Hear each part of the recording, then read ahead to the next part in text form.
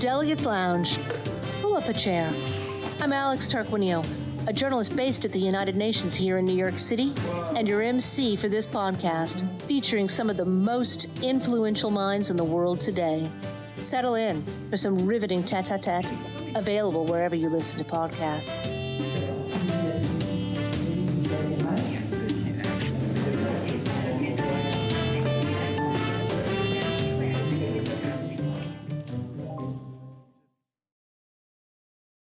But you're either going to make a deal or we're out. And if we're out, you'll fight it out. I don't think it's going to be pretty. Welcome back.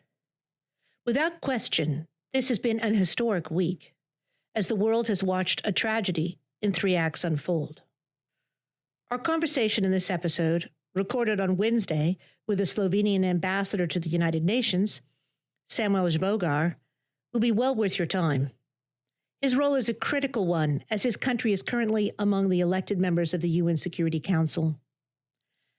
The ambassador pulls back the curtain on a surprise act that played the UN earlier in the week when the United States voted with Russia and urged the nations of the world to vote against essential elements of the UN Charter.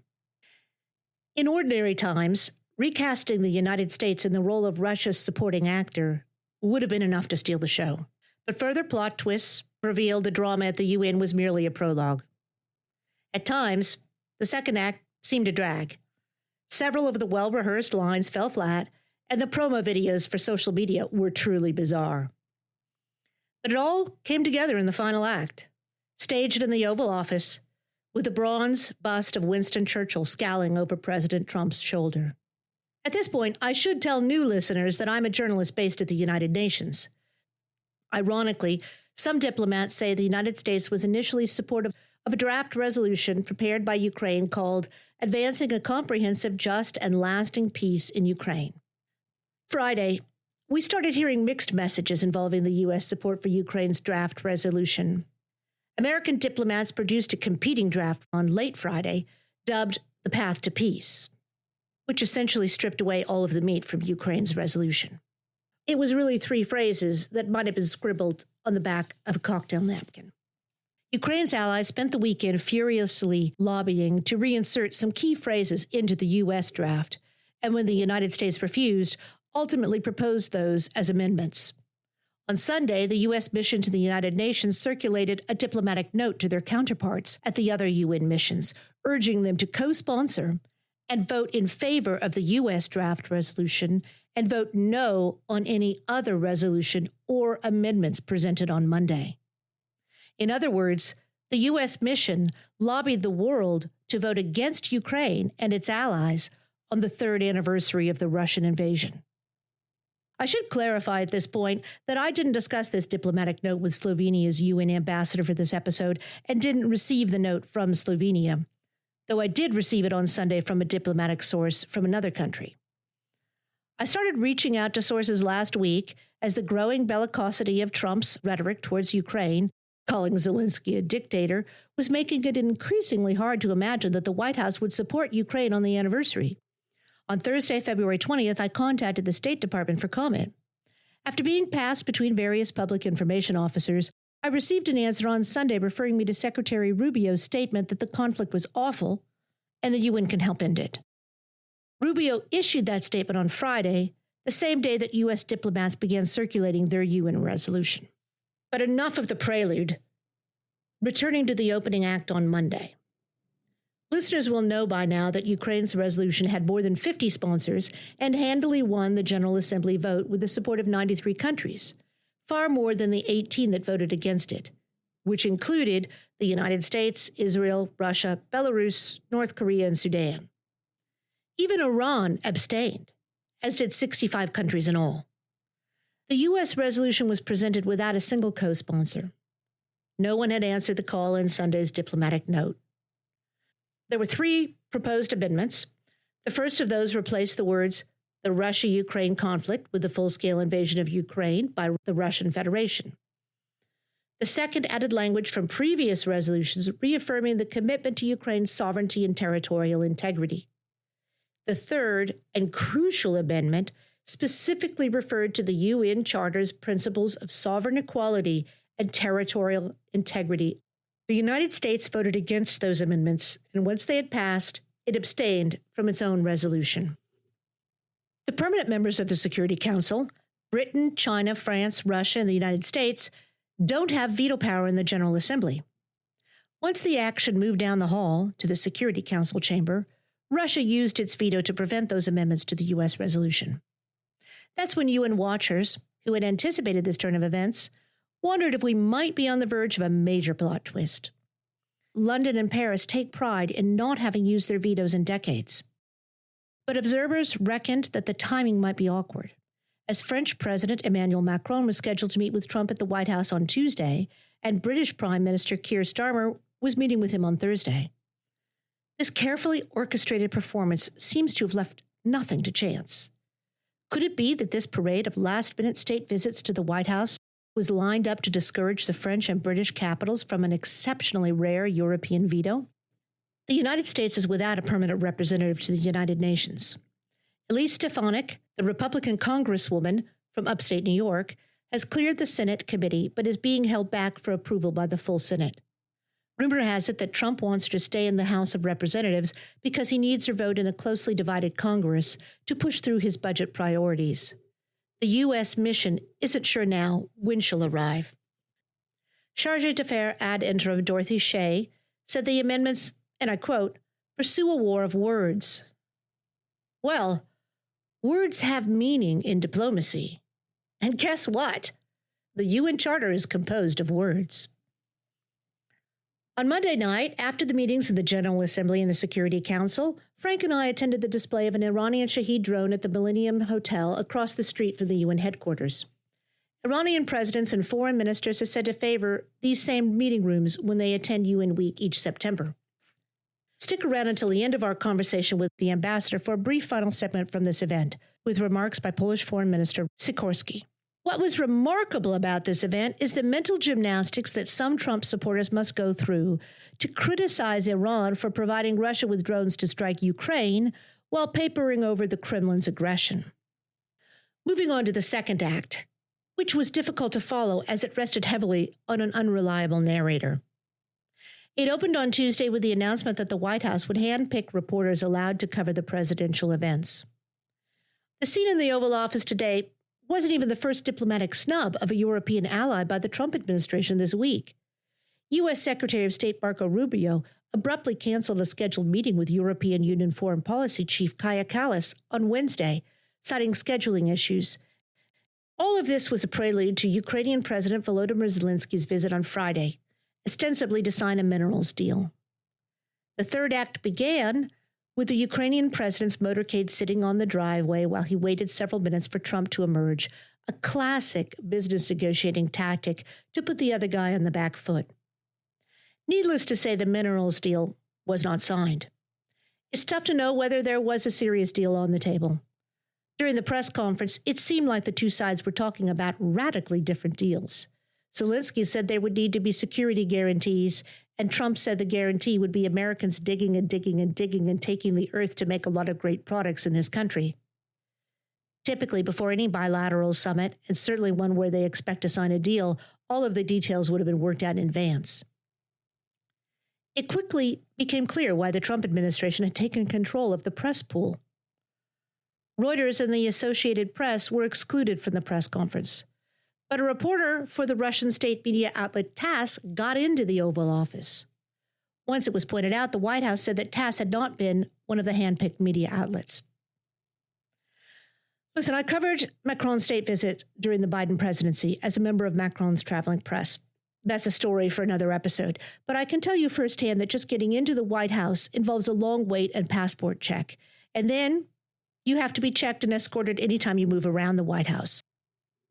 After the carefully orchestrated state visit dissolved into the president and vice president of the United States berating Zelenskyy in front of television cameras, former Trump UN ambassador, now turned Trump critic, John Bolton, told the BBC, "You have to wonder if it was planned in advance."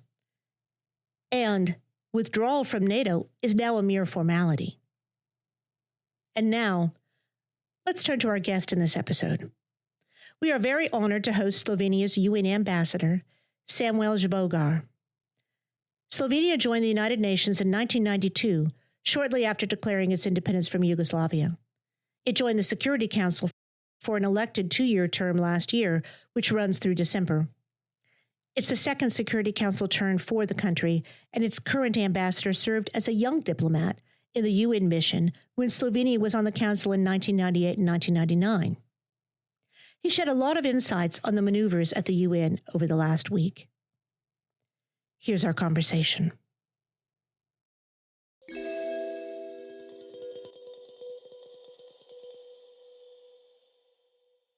Welcome, Mr. Ambassador. Welcome to the Delegates Lounge, and thank you so much for making time for us, especially in such a busy week. No, thank you very much. It's a pleasure and an honor. Thank you. Oh, thank you. The honor is ours. It is quite a week, and I'm certain that your week started early. On Monday, we had the 2 big votes in the General Assembly and the Security Council on Ukraine. I want to start a little bit with the lead up to that. I know that at the beginning of the Security Council meeting, the UK tried to postpone the vote a day and said that there had not been enough consultation. And the US then countered that there had been consultation. I know you can't get into the heart of the consultations, but can you talk a little bit about what led up to that meeting, the process that went into it? Yeah, I think with pleasure. I think I even have a nice story because the Monday didn't start on Monday. The Monday actually started the week earlier. You know, we were working on the resolution for the General Assembly, EU and Ukrainian one, for quite some time, for weeks. So last week, like midweek, we thought everything is going well. We are getting very nice support, huge support again for Ukraine in the General Assembly. So on Friday, I took the day off. And we wanted to go with my wife to the Staten Island, to a museum there. And just before boarding the boat, Dorothy, the charge of the US, called me and she said, look, we have a draft resolution. We are asking you to withdraw yours. So I boarded the boat. That was on the Friday? That was on a Friday. For listeners, that's the ad interim. So charge, the US charge here in town. President Biden's ambassador has finished her term, and President Trump's ambassador designate has not yet started. So this is the ad interim, Dorothy. So she called you on the Friday right as you were getting on the boat to Staten Island. Yes, she's deputy ambassador, and now she's taking over ad interim. So I boarded the boat and in Staten Island, entered the other boat, and I came back. So did you leave your wife on Staten Island? Yes, I did. Have a nice day. We had tickets for them. Anyway, so that's how we started. And then the whole weekend, we were on the phone with the US mission among the EU ambassadors. We had a meeting of the EU ambassadors Friday in the evening, Saturday in the evening. It was a lot of consultation among us what to do. We even went to the US with some amendments which were not taken on board. So we believe, we felt that we needed more time also to discuss with the US and maybe convince them that a small tweaks in the resolution would make it easier for the EU to vote for it. Were these the same amendments that were then voted on and Russia vetoed in the meeting, or were there? The same amendments. These were the 3 amendments that we proposed to the US during the weekend. France and UK were in the lead on that. So they talked directly with the US and proposed these 3 amendments. The US didn't accept them because they wanted to have a lean resolution, as they're saying. And that's why we officially introduced the amendments on Saturday evening. Well, I know you can't speak for other countries, but perhaps the UK and the US were talking about something different. It sounded like the UK was saying that the US had proposed this resolution on Friday without consultations, meaning there were no consultations before Friday. It came as a surprise to the other Security Council members. Is that correct? Absolutely surprised. Right. So that's what perhaps it sounds like what she said when it was introduced on Friday without consultations. There were consultations over the weekend, but the Europeans at least felt they needed more time to work with the US. Well, for us, consultations means that also listening to the arguments. Consultations also mean that you try to adjust the draft so that you take on board the concerns of the region involved. So we refused to say that that was enough consultations. We talked, but we didn't really consult. It felt a bit one-sided. Yeah. And was Ukraine, which is obviously not a Security Council member, but is the interested party, was Ukraine a part of these consultations at all, or was it only their friends and partners and allies on the Security Council? I mean, we have two resolutions, one in GA and one in Security Council, but the US resolution was the same.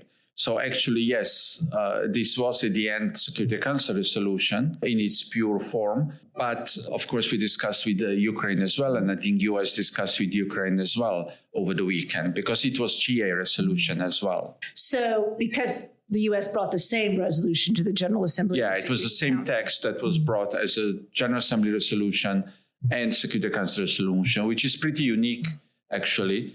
But it's possible. Obviously, Ukraine's and the European Union's their amendments were not made. Do you believe the recommendations were noted by the U.S., or did you feel that your case wasn't really heard? I think the U.S. understood what we want. They just felt, I don't want to speak for them and for their arguments. All of this was premised with the fact that you can't speak for other countries. It's more how you felt as a member of the Security Council at the time. Well, we felt that because we had three amendments. For us, it's different for each country, but for us as Slovenia, one was especially important, and that was the third amendment, which was that when you call for peace, for end of conflict, and we call for peace in Ukraine, that it is in line with the principles of the UN Charter.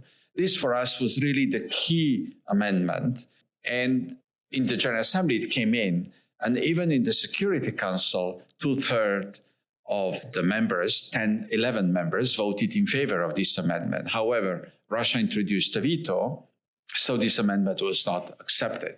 This was almost a textbook case of, obviously, the differences now between the veto on the Security Council and the General Assembly, and it gets to the heart of the veto in that these amendments did pass in the General Assembly where there is no veto, but Russia was able to veto them on the Security Council.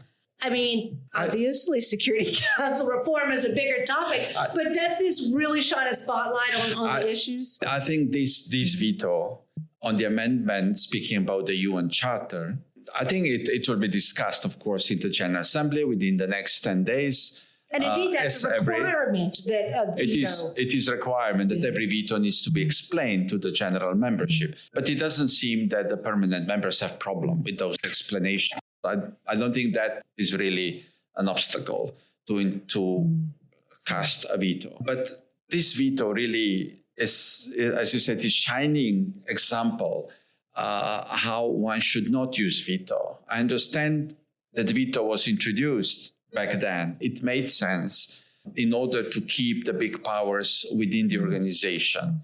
And until it's changed, it's there. But one would hope that it's used for really crucial, important issues, not to block the reference to the UN Charter in the resolution. I mean, there are layers and layers of irony because the very beginning of the UN Charter refers to sovereign equality and territorial integrity, and that's what you were trying to get at this. So you have them using their veto to essentially veto the UN Charter. I mean, what does that mean longer term? Obviously, it's too cumbersome to completely revise the Charter, but does this advance that movement to revise the Security Council?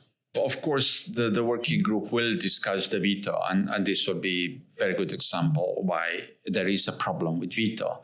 But we have to accept that as long as it's there, it will be there and it will be used. So we have to think, I think, in the General Assembly, how to make it harder for permanent members to use veto. One is that they have to explain it in the General Assembly. So what else can be done to make it more difficult? There was French and Mexican initiative in the past that the veto should use only in times of horrible crimes. Where is a reason maybe that you use it, that it cannot be used when there is an issue of humanitarian catastrophes and so on. So I think we'll have to reflect how to get to the permanent members that one should not use veto for the UN Charter. I mean, this is really it's absurd. It's very self-referential. I mean, if you were looking at it from a literary term. And then there's also some question beforehand if the UK or France would veto if the amendments did not pass. They did not. They're both, I think it's not too much to say, very proud of not having vetoed since 1989. And I think that is part of it. They want to stand on that principle of not using the veto. So they did not use it in this case. Yeah, I think it's good that they didn't use veto for several reasons. First, of course, as you said, they're proud that they haven't been using veto for 30 years now. Second, this was a solution about peace. I don't think it's good to use veto for a solution that speaks about peace.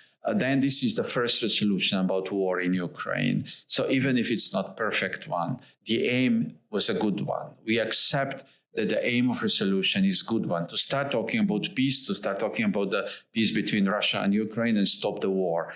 We accept the aim, it's positive and it's changing dynamics. But this element was missing. I think that it's not up to me, but I think they made the right choice, France and UK, not to veto it. And we don't want to go into confrontation with the United States on Ukraine. I think we want to work together as a region where this war is. We want to work with US, with Russia, with Ukraine to find a solution for this war. No, that's very clear. And the consensus building. Now, there's typically more consensus building in the General Assembly. And there was obviously amazing support a few years ago with those votes of 143 and 141 for Ukraine. I know some people thought that it was a bit risky to bring the Ukraine resolution to the General Assembly this time. It still won, but with fewer votes. Does that matter in the end? I mean, there were more countries that abstained, and it certainly revealed changes in alliances, a real realignment. I mean, I guess that's part of the point in a way, but is it worth it to reveal that?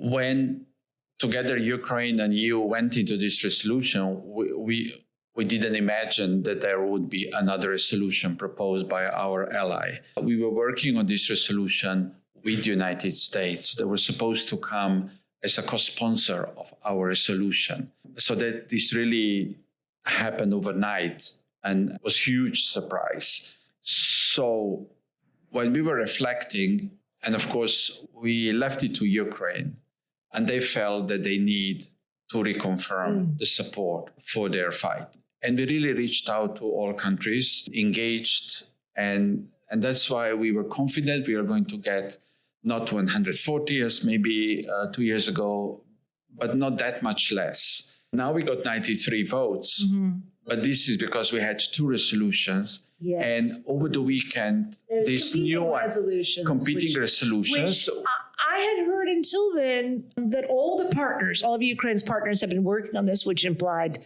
that it was the U.S. And then just over the weekend, we started to hear, we meaning those of us in the press pool who aren't obviously on the first round of emails in the Security Council, that there was a competing resolution.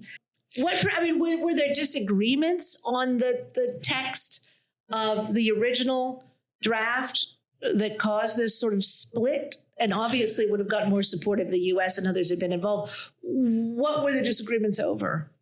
You mean with the U.S.? Yeah, I mean, why did they not support this and come up with an alternative, which was very stripped down? Yeah, because they have a different view now on the whole crisis. And they believe that our resolution is looking back. That I think was what Chargé d'Affaires was saying in the General Assembly. Our resolution is looking back, but their resolution, American resolution, is looking ahead toward peace. Problem with our resolution was for the U.S. that it condemns Russian invasion into Ukraine. I think probably that was the main big problem, that it points fingers to who is to be blamed and who started the war. And discusses the UN and sovereignty and territorial integrity. Yes. Now, because this happened over the weekend, there were a lot of countries who didn't know what to do and what is happening. So the vote was on Monday.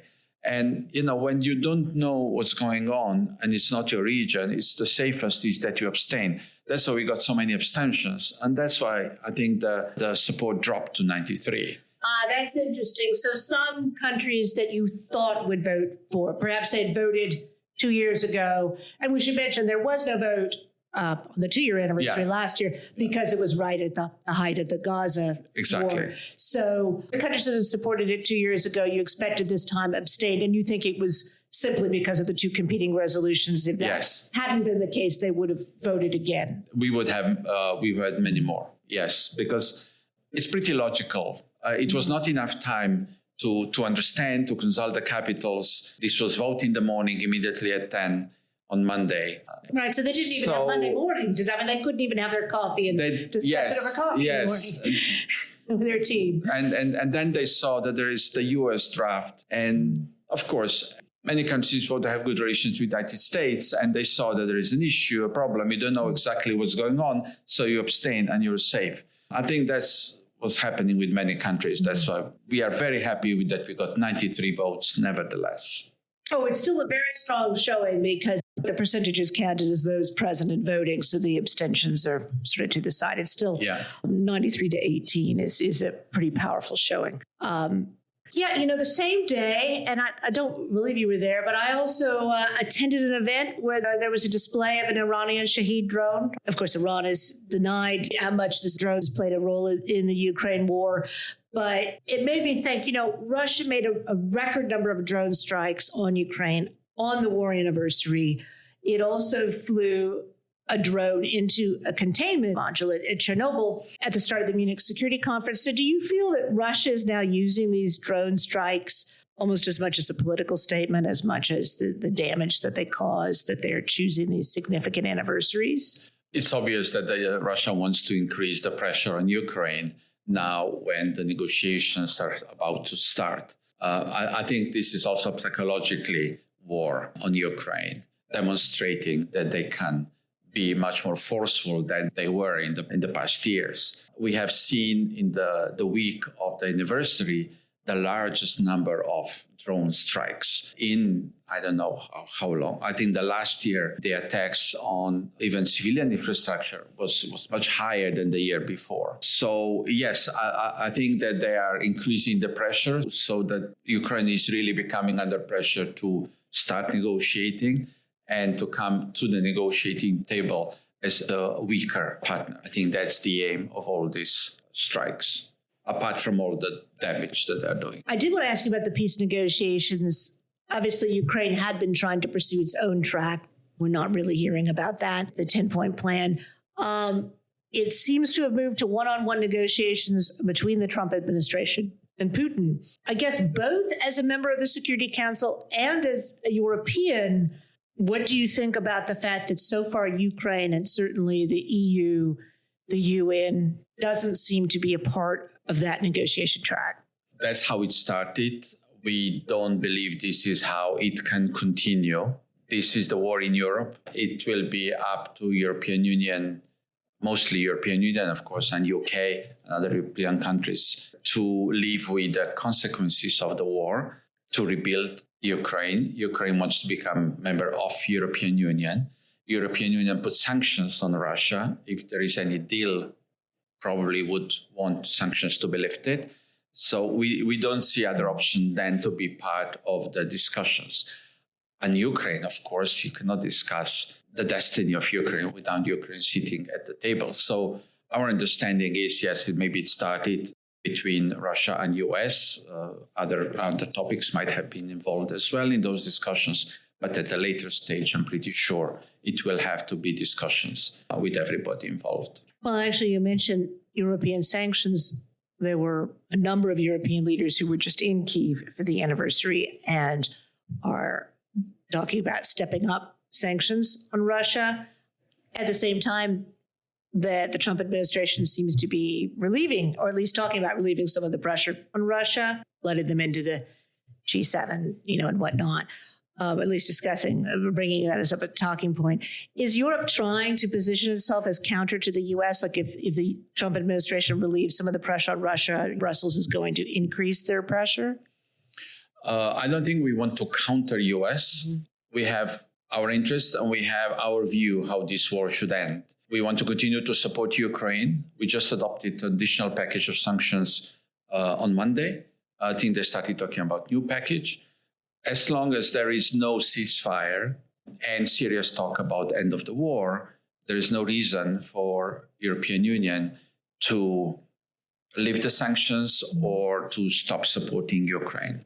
So we believe that the two sides have to come to an agreement, and there is no solution in Ukraine surrendering to Russia. A man convinced against his will is against you still. And that applies. You cannot enforce a solution to a nation against their will. They fought for 3 years and they lost 10,000s of people, civilians and military. You cannot force them to accept something that they don't believe is right. It's going to be difficult discussions, but they have to be accepted as a nation, a sovereign nation at the table. Otherwise, there won't be a solution. And of course, because of Ukraine, there are a lot of security concerns in Europe as well, especially the neighboring countries of Russian Federation are alarmed when you see that a big neighbor can invade such a country as Ukraine, which is a huge country, one of the biggest in Europe, and what Russia can do to such a country. And you have many, many smaller countries around Russia. Then this is raising security concerns in Europe. And any deal between Russia and Ukraine will have to encompass also the future security architecture in Europe. There will need to be some guarantees how we live together, Europe and Russia, and we are not in constant fear of being attacked. Well, it sounds like you're specifically referring to, the Baltics, even Poland, a larger country. Slovenia is a near neighborhood. So I guess you're saying all of the European countries would need to be consulted, in other words, on the European architecture. I mean, Macron has been saying for a long time that Europe needs its own European army as autonomous security. Do you think that Europe needs something in addition to or alongside NATO? I hope finally this moment has dawned on Europe. I think we were seeing this coming, that this transatlantic alliance that we relied on for, 80 years cannot be the only security provider for Europe anymore. I think that was coming for a long time. So Macron has been saying, I don't believe he's the originator, actually, the term strategic. He made the famous speech at the Sorbonne about strategic autonomy. But I think actually the concept actually had been discussed even earlier. Yeah, but it was not, we didn't do much. He popularized it. Yes. but it still hasn't been enacted. It hasn't been enacted. And I think now it dawned on the EU because also the US administration is saying we'll not provide security for Europe anymore. So I think next week the prime ministers are meeting and presidents are meeting in Brussels for extraordinary council meeting where I believe they will be discussed this issue. Of course, they will focus on Ukraine, what the EU can do for Ukraine, but it is also the bigger issue for EU. What does it mean? What is happening when we are losing an ally? And so what is happening with the US? What are our future relations with the US? And I think we'll have to look outside of this transatlantic alliance for other global alliances that, this is my personal view, for other alliances that the EU should also focus on so that we are not so much dependent on one. And now with one is changing dramatically the views on us that we feel somehow in shock. Well, Trump keeps focusing on the 2% figure, which is a little bit simplistic because, of course, it's how you spend the money that counts. Now, Slovenia is not at the 2%. I mean, it's going to be expensive across the board. The UK is talking just, I think, yesterday about possibly having to cut their foreign aid to pay for their increase, but they're above 2%. Your country's not yet at 2%. I mean, do you have a plan, first of all, to get at or above 2%? And have you projected the year when you think that you would get to that? I know you're not the defense minister. I'm not, you're not yes. So I'm not in Ljubljana. I can just tell you that we have a plan how to reach 2%. Right. The plan was that we reach until 2030. I'm not sure how these new requirements are influencing our government, the reflections in our government.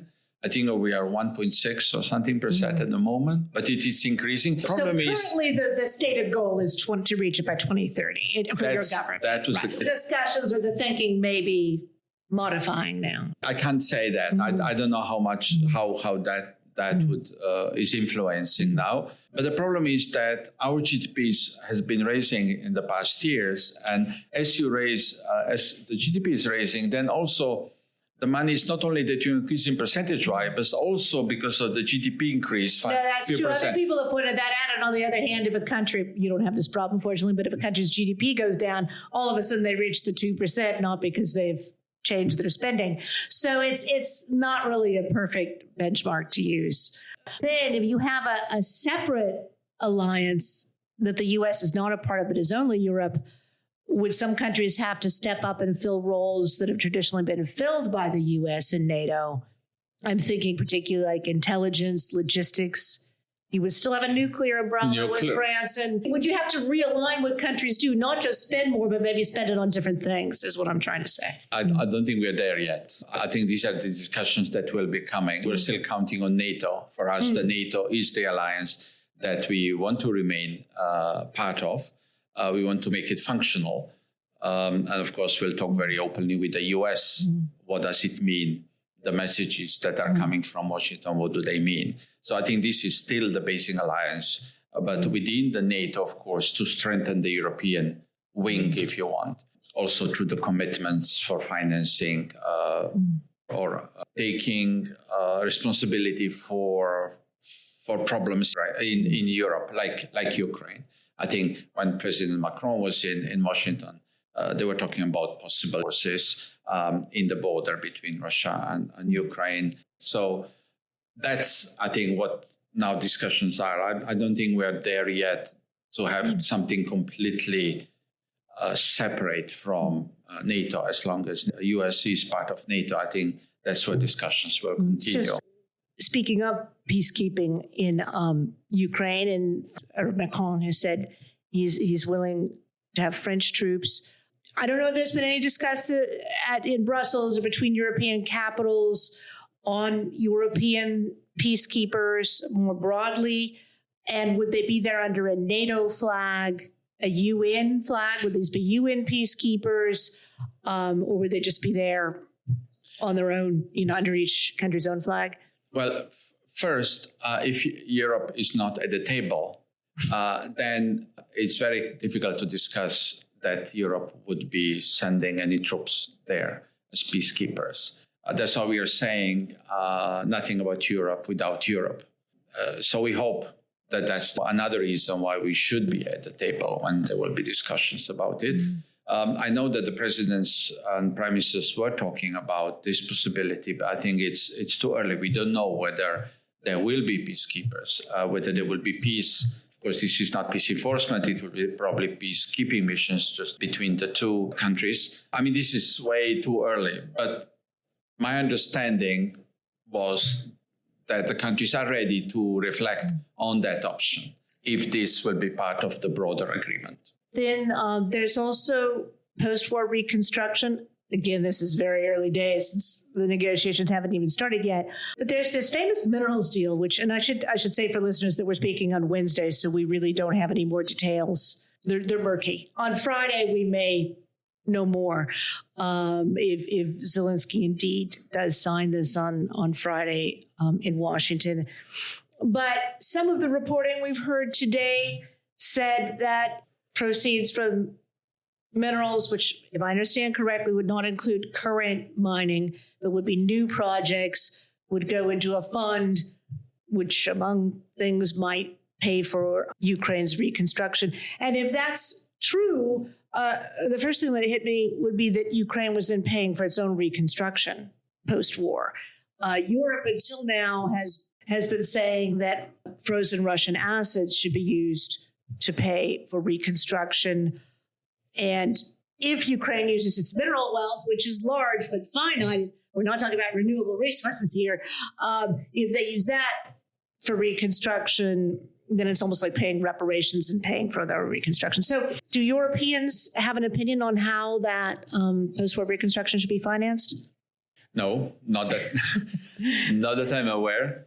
I think European Union will be ready to help Ukraine as we were helping so far. But European Union is stretched as well. And the 3-year war had effects on Europe as well. We We are seeing how elections across Europe are bringing votes more and more to very populist politicians. We just saw the results in Germany, but there are other countries. That's also linked to the Ukrainian war and also maybe to other wars as well. The feeling of instability, the feeling that money is going elsewhere. I think if Trump administration is saying America first, I think European Union would start saying gradually also Europe first. And then what will happen with Ukraine? Then you have an unstable country, destroyed country with people then moving outside. So yes, I think we have responsibility and we committed to help Ukraine, but we would expect the whole international community to help. Of course, we are counting on the frozen Russian assets, but that again might be part of the discussions. I'm pretty sure the Russians would be asking those assets back after the war. It's a lot of questions up in the air. It all depends how negotiations will go on. If you don't talk about who started the war and who actually did the damage in Ukraine, then it's very difficult to say who will do the reconstruction, who will pay for reparation if there is no aggressor at the peace talks. Well, and that is one reason this is left out of this. You kindly referred to the U.S. resolution being quickly put together, but in fact, it was 3 sentences and it left all of that out that has been in all of the other resolutions. So because that will have an impact on peace negotiations. Also, we should point out a lot of the frozen Russian assets are in Europe. So there is another reason why Europe would need to be part of the negotiation. You cannot expect that Europe and Ukraine will be at the table and then Ukraine will give a territory away, EU will lift the sanctions, EU will unfroze the assets.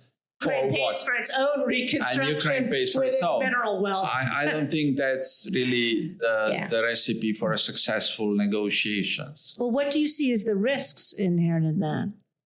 I think there's a lot of risks, but it's true what Americans are saying. For 3 years, we were not successful. It's true. The Europe region in 3 years was not able to come with a serious proposal to end the conflict, which here in the UN, we heard from the global south increasingly more and more that why don't you push for a ceasefire? Why don't you do something to stop the killing? So I think we have to take on ourselves that in the past years, we continue to have the same narrative, which didn't bring us closer to peace, but brought us in the situation that we are today, that then somebody else took initiative, with which we are not very happy about. But now I think we'll have to adjust. We'll have to work with the US and try to find what is the way forward so that it will actually work on the ground. Well, it appears that a lot of trust was put in these sanctions and that Ukraine's allies and partners were counting on it basically to hold out long enough for the sanctions to bite in Russia, for Russians to be unhappy enough with the sanctions to start pushing for an end to the war. Now, the other problem, of course, with the sanctions is they don't only impact Russia. They've led to increased inflation elsewhere as well, in large and small countries. I think most economists would say a lot of those populist waves are because of the inflation, which the Russia's war in Ukraine may be a part of. So is part of it a lack of perhaps patience or staying power to wait for the sanctions to do their effect? Or do you think if there were more time that the sanctions would have pushed Russia to the bargaining table on their own? Or do they need something else? Well, the fact is that after 3 years, the sanctions are more biting European countries than they're biting Russia. Russia adjusted to the sanctions. There's a lot of violation of the sanctions by other countries. So Russia is getting a lot of things also from Europe and the US through the third countries. I don't know whether if it lasted longer, it will have an effect on Russia, but sanctions in general, hoping that the public will revolt against the leadership because of the hardship of the sanctions, I don't think it worked anyway. So usually not necessarily do they work. And they didn't work this time. So they didn't force Russia to be more flexible and to start discussing peace in Ukraine. It just made lives in Europe more difficult. But it also impacts the global south, certainly, and humanitarian aid. But it seems there are at least two reasons I can think of why the global south will be getting impatient about the Ukraine war. And one of them is the fact that they're also getting the impacts of inflation and maybe less able to pay. And the other simply being the time that the UN has to dedicate to subjects. There are a lot of conflicts all over the world. The last few years, we've heard primarily really about 2, maybe 3. We've heard about Ukraine, Gaza, and the UN does spend some time on Sudan, although we don't hear about it as much in the media. So is there that impact too, that many of those countries, perhaps that abstain in the General Assembly, want the conversation to move on to issues that are more direct concern outside of Europe? I think the messages from Global South were coming that they want to discussion on peace. China formed this group, Alliance for Peace, in Ukraine. And there were the initiatives, Chinese, Brazilian. There was increasing pressure that we should start discussing peace in Ukraine. Also, because usually it's the Europe, the ones who is calling for ceasefire in other conflicts. When there are conflicts, we usually come and we call for ceasefire. That's why it looked like a double standard that now, and it's in our territory, we don't pursue ceasefire, even though I can explain, but I understand the logic. Then it's the wheat from Ukraine. We all learn now that great amounts of global wheat was coming from Ukraine, and all of a sudden that was blocked, which increased the prices and made problems in many countries of the South. So that increased the uneasiness of the South with the whole war. Foreign Minister Lavrov spent a lot of time traveling, especially earlier in the war, to the global South and convincing African countries or basically a PR campaign around the time they were opposing the Black Sea grain deal, which I would have thought would have made this very unpopular in the global South. But in fact, actually, Russia may have been a mistake to walk away from the Black Sea grain deal because they've lost a lot of ships. So, there's that too. But on Russia, at the beginning when the war started, it was so obvious violation of the charter, violation of territorial integrity of the countries, was huge support across the membership of the UN. 141 and so on votes that were received for Ukraine. So that was very clear. Of course, as the war progressed, and you said, yes, with Russian disinformation going around, it's all West, it's because of NATO, it's because of Russians in the East, and so on, then diluted this. Even though when we were discussing now the last resolution, we got the feeling this is still there. The member states still feel strongly about the UN Charter and territorial integrity. That's how we got those votes. That's how we got 2/3 of the 11 votes in the Security Council on this amendment. But yes, because it lasted for 3 years, and because so much funds from Europe went into Ukraine, so much attention, as you said, went to Ukraine, and because, unfortunately, we showed some double standards on Gaza, that all affected the approach of the global South toward the Ukrainian war. We discussed this a lot, also within the EU. Of course, we have different views within the EU, but those elements didn't help in our relationship with the global South. Well, speaking of Gaza, I did want to ask you a little bit about your thoughts on reconstruction in Gaza. I don't know how much this has been discussed on the Security Council in consultations or between members. Trump's recent statements on clearing out Gaza, the U.S. taking control, reconstruction, relocating Gazans, which also seem to be very much counter to the UN Charter. And then, I don't know if you've seen yet the video last night, the dancing, yes, the bearded ladies on the beach. What, if anything, can the UN Security Council do to push a reconstruction plan for Gaza that is, I guess, more in line with the UN Charter? Yeah, I think we have to keep a cool head because these people really suffered so much in the past year and a half. Gaza is completely destroyed. Secretary General presented the report saying the 53 billion will be needed, or 50 for Gaza. 88% of schools destroyed, hospitals, everything. We know that. For time being, I think the focus is on ceasefire to last. So now we have ceasefire. We need to all support the three mediators so that they can bring the ceasefire to a permanent peace. I know they're working very hard, Qatar and Egypt and the US, so that continues. I think that's the focus. You need permanent peace in order to start discussing reconstruction. The European Union built many hospitals several times. A port in Gaza was built 3 times by the Dutch and destroyed each time by Israelis. I think this time donors would want to see permanent peace so that they can be assured that if they invest something, it will stay. What kind of security arrangements would need to be made, or is it an actual peace deal? Is it a document that would be signed, assurances from Israel, a regional security deal? What kind of assurances could European donors get that they would make that investment again on a 3rd or 4th time, something that they've already built 3 or 4 times has been destroyed? Well, definitely would not be only European donors. So yes, we hope for the US to be present there as well, and primarily the region. And the region is having a summit on the 4th of March, and we are all waiting for their plan. We should follow their guidance. It seems Egypt is working on a plan of reconstruction, but reconstruction doesn't mean just what you rebuild. It means also what will be the security, who will take care of security. Of course, it will need to be discussed with Israel because they have to be okay with whatever is going to be there. Otherwise, you don't have peace. So it's quite complicated, but that would have who will be govern Gaza. Where is Hamas in all this story?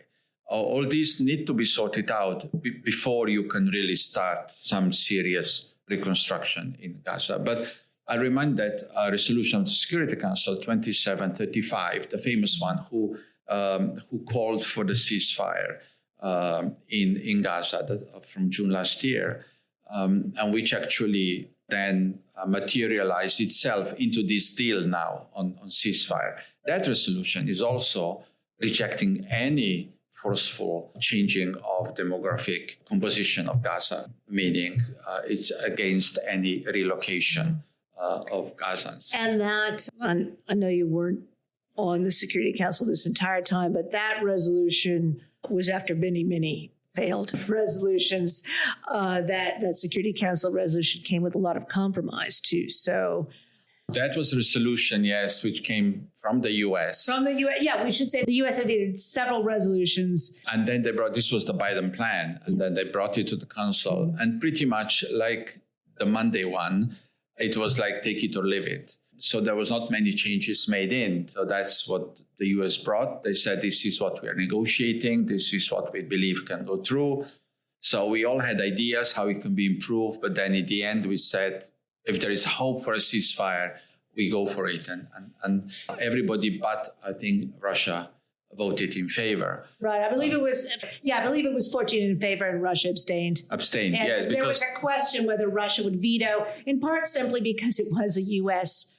Draft resolution, but they abstained. Yeah, they abstained also. And then they kept reminding us that they abstained because they didn't know what resolution is about. And now it proved that it's not implemented. Well, in the end, hopefully it was implemented this year in January. Yeah, one difference between that and this Monday is we're going on memory here, but there had already been some work on the Biden plan. Obviously, Secretary Blinken had been back and forth many times, whereas we're really in the preliminaries in Ukraine, and the Trump administration has only been there a few weeks. Yeah, this is the resolution Path for Peace, it's called. Yeah, the Path for Peace resolution, which is 3 sentences. It's supposed to be, the carpet leading to negotiations.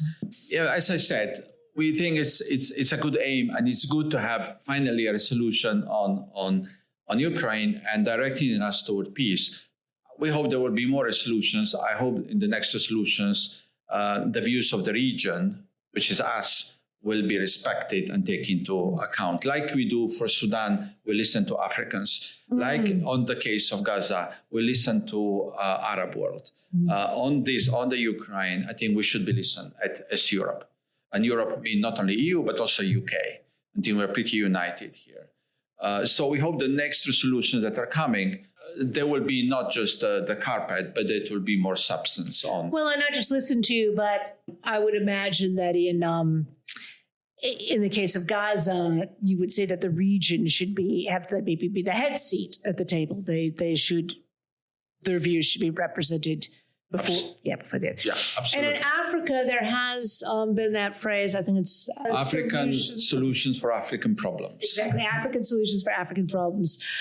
But actually, this isn't Sudan, but the DRC foreign minister kind of brought that into question. She did a media stakeout recently. I mean, there are issues because there are a number of conflicts in Africa which are not get much coverage in the media, but are starting to feel really intractable. And I know you had a meeting on Sudan. You're coming from one, basically. Yeah. I guess, is there any outcome from that meeting? And what can the UN do? Is it still Africa solutions for Africa problems, or is there something else that the UN should be doing? No, I think African solution for African problems, we are accepting that, and we are looking at African Union to show us the guidance. But as member of Security Council, we believe that, yes, we should listen to Africa, but we have our own responsibility as the Council. On Sudan, we've been looking, it's going to be almost 2 years of the war, horrible war, which is war against civilians, as Special Personnel level Lamamra said this morning. It's war against civilians, of two generals fighting for power against civilians with their mercenaries. So 2 years, we've been all waiting for the initiative. And there's a lot of initiatives. You have African Union, you have IGAD, you have this American U.S. initiative last year, Alps called. You have all kind. So we believe that UN should be the one coordinating initiatives, but also the one to be in the lead. UN has been pushed away from all negotiations. It's not a good sign. In Ukraine, UN had no role. In Gaza, UN doesn't have any role in negotiations. In Africa, neither. But in the past, it was the UN who was mediating, who was more present in these peace processes. Is it the position of the African Union that they should be leading it and the UN doesn't have much of a role to play, or does the African Union... They want to coordinate. The problem is that the parties don't want, only Sudan really don't want to engage because they believe in military solution. But at least last year was a feeling of competition of mediators on Sudan. DRC is, as you mentioned before, is becoming a huge problem, very dangerous for escalation into regional.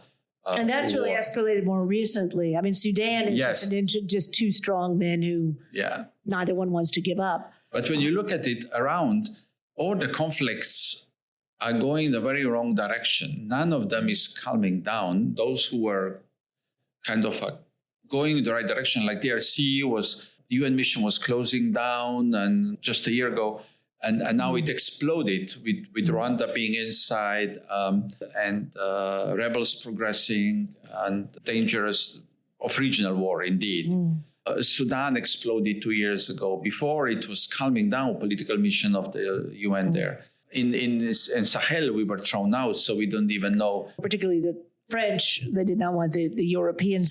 I mean, I'm just wondering if there's anything that you think the UN Security Council could do differently in Africa, or is it really just being a backstop for the African Union, but letting them come up with the strategies? We encourage today Lamamra to, I think we support especially Lamamra. We see that he's the one who has good access to both sides and that he could bring the process forward. So he's working closely with African Union.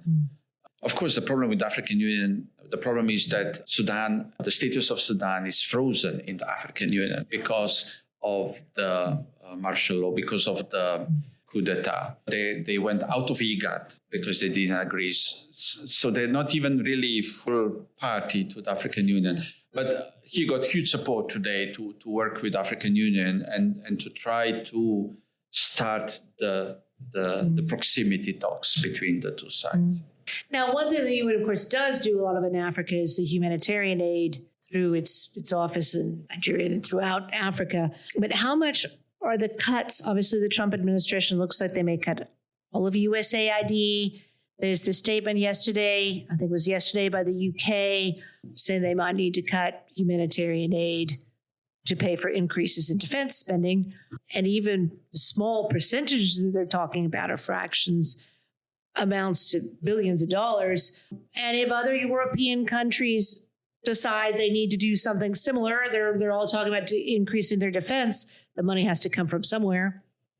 And as we know, taking it from social programs can have a big impact on elections. So, I mean, should Africa be concerned that they may get a dramatic decrease in humanitarian aid because of those budget cuts?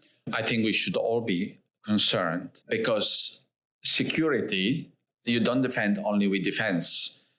Your security, you defend also with removing the causes for conflict. And in today's world, if something happens in another part of the world, it affects you as well. You cannot be isolated. The lack of development, the poverty, these are sources of conflicts in Africa and other regions. And that's why development assistance was meant to remove the sources of the conflicts so that you don't have conflict, you don't have migration, you don't have refugees, you don't have pressure on Europe. That's how we are investing in this development. It's not altruism, it's actually helping us. So I think there will need to be a balance. Of course, you can put more on defense, but that will not necessarily make you safer. But of course, I understand what we are doing it because of Ukraine. When we saw what happened to Ukraine, huge country, and yet attacked 3 years, we are all watching.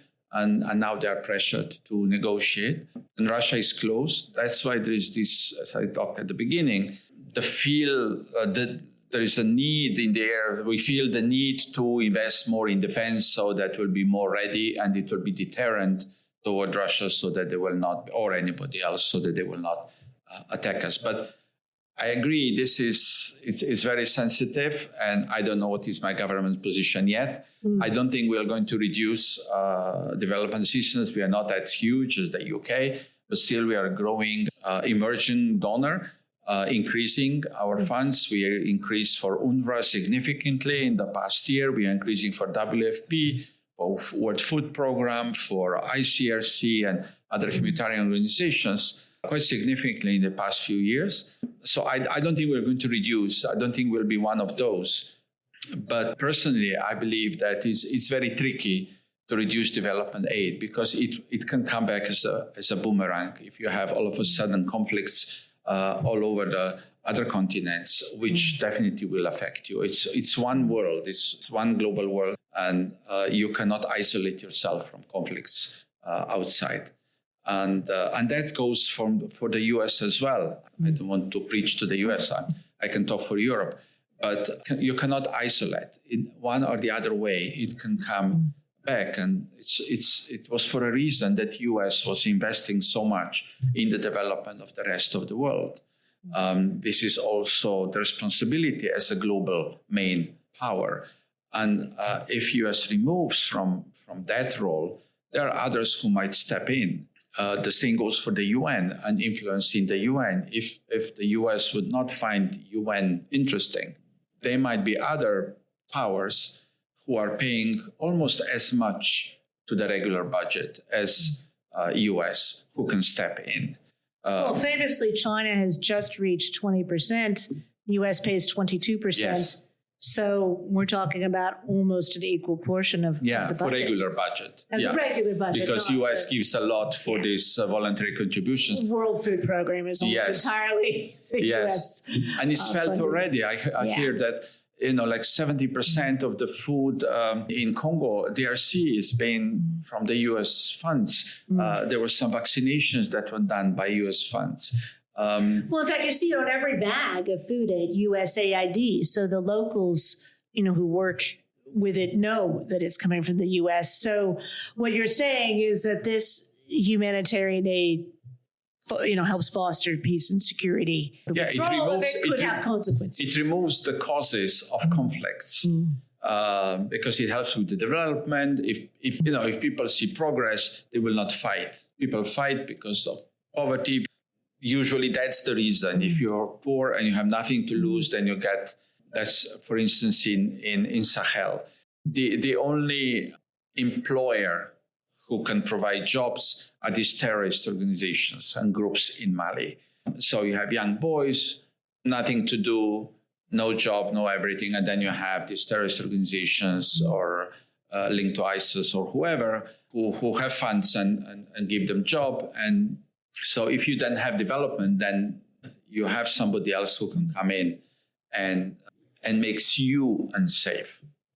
And the irony is, of course, many of the populist political parties that oppose immigration also oppose foreign aid. So there's sort of a conflict there. And that's one boomerang. There's one other. I meant to ask you this earlier, so this will be my last one. But there's one other boomerang, which is another focus of the UN is nuclear non-proliferation. But many countries now see what happened to Ukraine, which gave up its nuclear weapons, and the impact that has had. And several have started saying that perhaps they should have nuclear programs or developing nuclear weapons. And at the same time, Russia has blocked weapons inspections in North Korea, which is now a supporter of its war effort in Ukraine. Is there a risk as the world becomes a more dangerous place of backtracking on the nuclear non-proliferation, which has been such a focus at the UN? I think the world is already a more dangerous place with the number of conflicts. ICRC is telling us that there are 120 conflicts around the world. I thought it was 50 something. I heard 120, but they're talking, of course, conflicts within states, not just between states. Yeah, I also heard these two numbers. In any case, it's a lot and the largest number since, I guess, the Second World War. So we are already living in a more dangerous world. We are living in more dangerous Europe, as we see. If there is a need that we increase defense budgets, means that we are not as safe as we thought we were before. Now with Ukraine, a very good point. Of course, Ukraine had nuclear weapons. Had they kept them, probably Russia would not attack them. When they gave them away, they got guarantees. And where are they? So yes, that doesn't work well with Iran and Korea, who see now these weapons as the way to protect themselves. So it's going to be a difficult year on Iran, I think, because of the sanctions issue with JCPOA, this agreement that was done to remove the sanctions if Iran follows the denuclearization process. Today, this year, this agreement expires, and it's the last time when you can bring back the sanctions if the Security Council will establish that Iran continues with nuclear weapons. Program. But it did occur to me it might not be a complete coincidence that we're looking at the Shahed drone was being displayed at the UN at a time where Iran is back in the news in terms of sanctions and so that means another. So they're all coming together. Another tension is going to come. Yes, I think we're already living in a dangerous world. So that's But I also wondered about proliferation, and that obviously North Korea and Iran might look at Ukraine and be like, maybe we should double down. But even other countries might be saying to themselves, the two obvious examples are Ukraine and South Korea, that can we count on someone else's nuclear umbrella? So there's the security aspect, and even the fact that Russia is also getting quite a lot. I mean, their war might have gone very differently had real stretch of the imagination to say if they were not a nuclear power. But in other words, the bargaining chip that you have as a nuclear power, whether those groups that work on nuclear non-proliferation should adapt. So in that sense, maybe this rapprochement between US and Russia is not such a bad thing, because it's responsibility of the nuclear powers to prevent proliferation. They have the main responsibility. And I think it's positive what I heard, that there was an initiative, an idea to reduce the nuclear arsenal or to reduce some weapons by half, or spending for weapons by half. So it seems they are discussing ways how to control the weapons programs, and this is positive. So if something's coming out of this, trying to solve the Ukraine war and getting more normal relations with Russia, is that then you can start this, and you have to bring China in as well. We're a long way from the SALT treaties. We're a long way from actual. We are, but you need to have a dialogue thing. You need to talk to come to something. So if these three countries start discussing these issues, and they have responsibility to prevent, and interest as well, to prevent further proliferation of nuclear weapons. Well, that's a great note to end on. Thank you so much for visiting us today in the Delegates Lounge, Mr. Ambassador. Thank you for being our guest. No, thank you. On Monday night, Frank and I saw the display of an Iranian Shahed drone. The midnight sky black drone was bigger than I had imagined. You'll find photos and videos in our social media links in the show notes. According to the event organizers, Ukraine forces downed the drone. It was then transported from Ukraine to Poland, where the inert drone was then flown on a Polish Air Force jet to Joint Base Andrews in Maryland for display to select audiences, including UN diplomats, on the third anniversary of Russia's full-scale invasion of Ukraine. I'll let the remarks by Polish Foreign Minister Radoslaw Sikorski tell you the rest of the story.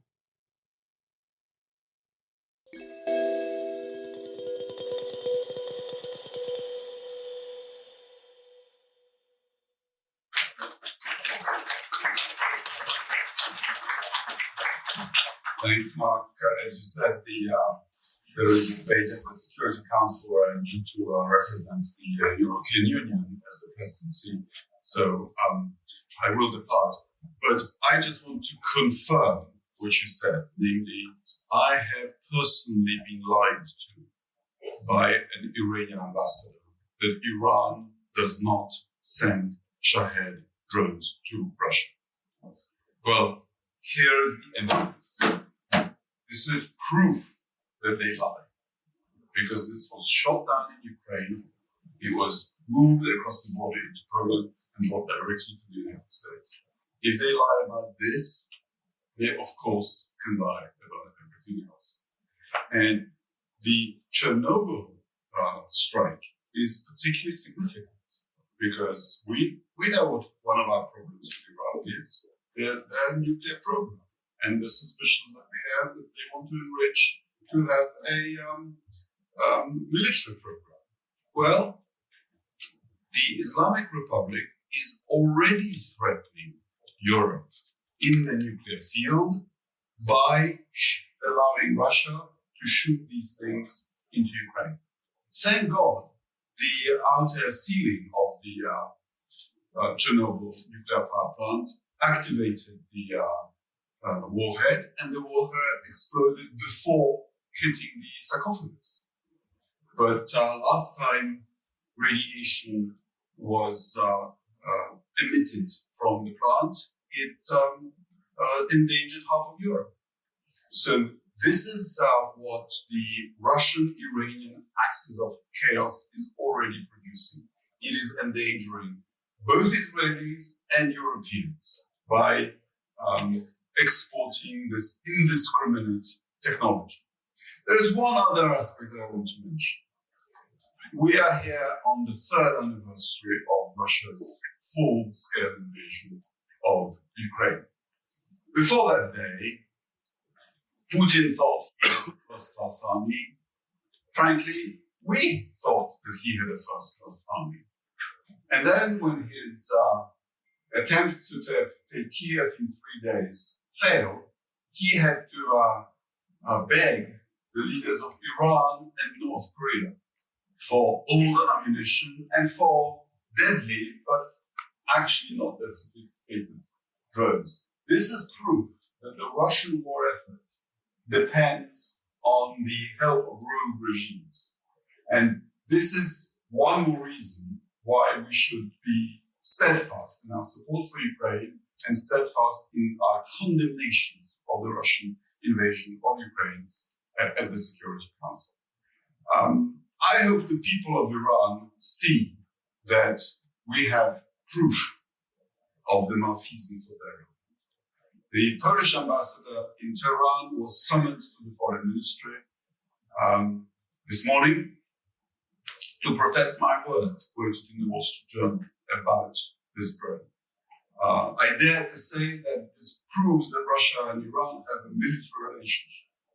They claim, no, it's not a military relationship, we just sell it for money. Really, it's not a military relationship. What is it? A toy? A piece of civilian merchandise? No, Iran cannot escape responsibility for exporting thousands of these things to Ukraine, to Russia, and causing thousands of people to lose their lives and homes to this weapon. Iran lies, Iran is guilty, and Iran cannot expect our sympathy when we take measures to prevent this threat from occurring in the future. Thank you.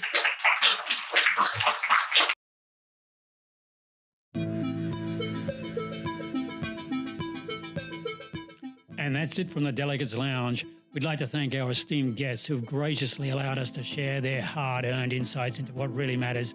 And then there's you, our listeners, who we hope are sufficiently edified to clamour for more of the same.